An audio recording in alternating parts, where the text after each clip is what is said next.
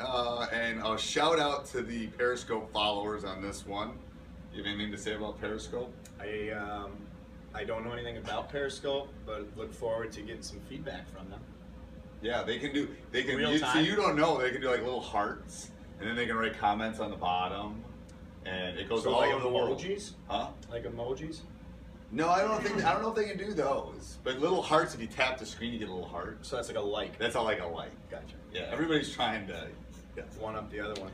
You're not going to be able to get out of bed someday because the world's just going to change around you. I will always be able to get out of bed. They may not function without their technology. Okay. And did you get that? Side note: did you get that email I sent you about that intelligent computers? I did. Did you read that? I read parts of it. Okay. So will you admit you're a little wrong? No, we've been over this one before.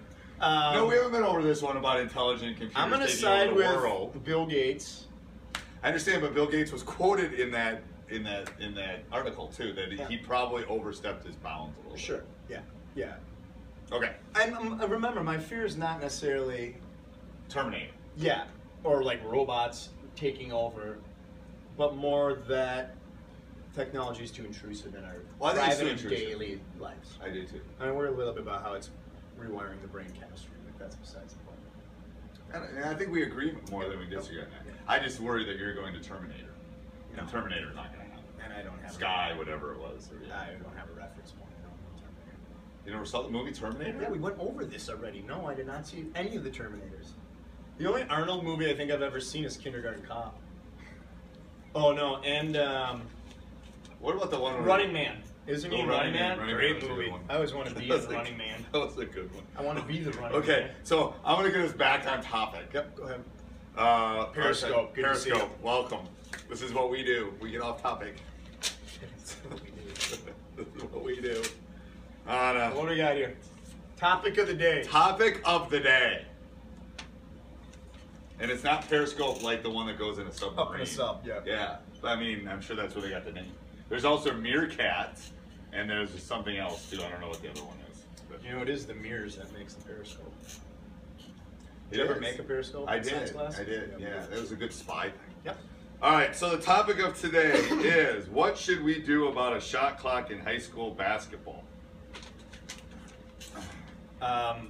I think you and I might agree on this one. Yeah, I think we should do it. I don't think we should do it. You don't think we should? I don't think it will matter. I think it's a waste of money in a financially strapped educational system to put the clock in to hire somebody, and I mean they would probably make it a 45-second clock, right? They I probably would hope not. But I think they. To me, I don't think any. Here's what I think actually should happen. Because I never saw the shot clock once when I was in college. Like, it wasn't a problem about getting a shot Well, off. what was yours in college? Was it up in the 40s? It was early because it was 30. 45 first, It was and then went to 35? Yeah, it might have been 45 or even 35 maybe. It might have been 45. It was never a problem, ever. Yeah. I would, what eventually I'd like to see done is that we unify the rules of the game of basketball a little bit. You know what I mean? Where we have FIBA international rules, we have NBA rules, we have college rules, we have high school rules, we got 7 different sets of rules. I think we should have a version of a universal shot clock. So I would have a problem with at that. the youth levels. I would not have a problem. And I would even go to 30 seconds. I know everyone thinks it's a little quick. It's a little quick.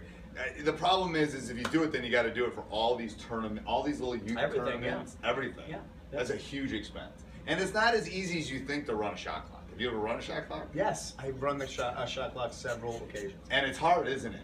To do it well. To do it well. There are times where your sight lines just don't allow you to see it. Right. That's a mistake. People. So you get one of these, right? Is this a shot clock violation? Yeah, I mean, that's a shot clock violation. But usually refs can override that because there's 3 of them in our game, so they have better angles on the court, so they can see if something needs to be reset or not reset. We did, interestingly enough, lose a game on a last-second shot where we shot the ball. We were down 1. We shot at UIC. We shot the ball. It grazed the iron. The refs didn't see it. They called a shot clock violation on us, and it ended up going the other direction. Instead of it actually should have reset, we got the rebound and put it back together. Actually, the refs screwed it up completely because they didn't call the shot clock violation. They just ended the game. That's a whole different podcast. Yeah, officials is a whole different podcast. No, this goes back to, is it difficult to run the shot clock? And it is. Yeah, because at the collegiate level, they didn't do it properly. So you're asking... And they had replay in that scenario, and they didn't even use the replay on that. Okay, so you're asking Uncle Joe to run it in a high school of 300 that has only watched basketball for 2 years to run shot clock. Just remember, when the ball hits the rim, you push a button. It's not really that hard. And if you don't allow yourself to get freaked out by the moment of a tight game, just watch. Yeah, but that's what I'm saying. You're don't anticipate. Don't overthink. You're expanding. React. So you're expanding the number of people that are going to have to be able to run this. Yeah, okay, one per school. One per school, which is a lot of high schools. Maybe two because you have girls and guys. You might have okay. So that you have a lot of high schools, a lot of youth programs that are going to have to implement it and put it in. Mm-hmm. It's got to cost at least $5,000 to put in, as a total guess. But it's got to cost at least $5,000, don't you? I don't know what a box. Okay, so you got to mount it on the backboard. Because otherwise, Grandma will stand in front of the shot clock on the floor during the game. This isn't like a yearly.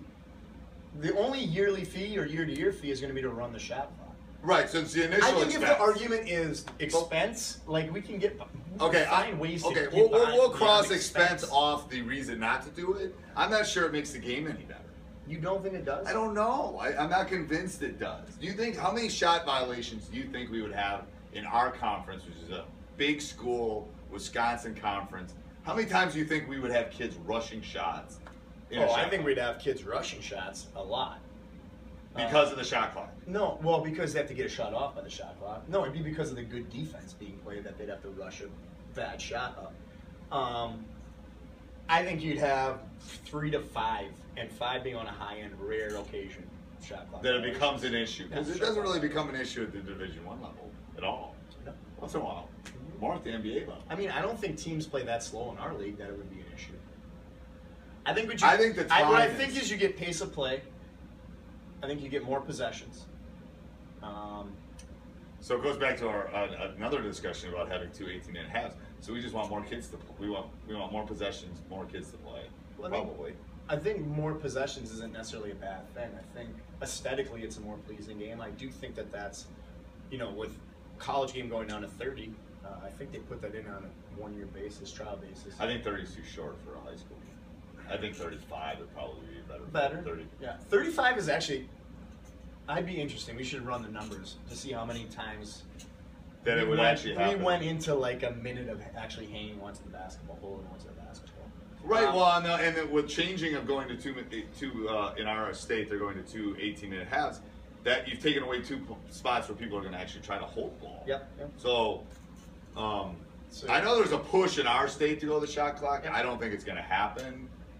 And I think to get everybody on board. Well, and I think the financial part's a big part. And I'd actually go with this. Having been from a smaller town and a smaller school, I think finding somebody, not even the expense, but just finding somebody to actually operate it, another person to be on the games crew, could be another issue. Well, I think the ideal thing is someone would do the announcing and do the shot. But they can. Look, I ran a game clock and a shot clock all at the same time. You can manage. Right, but then in our board, in our school, it's going to be a problem because you have somebody got to keep the scoreboard, somebody's got to keep the book, then you have the announcer and the shot clock guy, and then with our video board, you'd have to have somebody different. You'd have to have a 4th person running the video board. Well, isn't video board just timeouts though? No, video board's coming during the whole game. So if we have a video board, we can afford to put a dang shot clock up on it. Finance isn't an issue to me.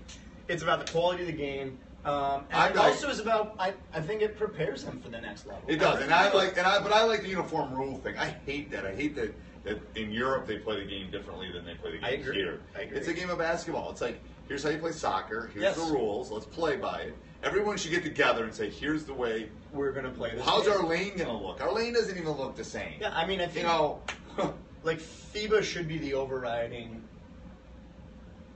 group. But in America, I don't know, I guess we started big-time basketball. Well, Naismith did. Was a Canadian, so we got to give some credit to our He was, and he was, and a little trivia. Love you, Canada. He was the only losing coach at Kansas ever. Oh, I didn't know that. That's Naismith. Really that's a great. Is that a good trivia fact? Yeah. Like the only. So you don't take the Kansas job if you were. You don't. Maybe if Naismith had a shot clock, he would have been more successful. Oh, maybe. That's a good one to end on. We'll end on that.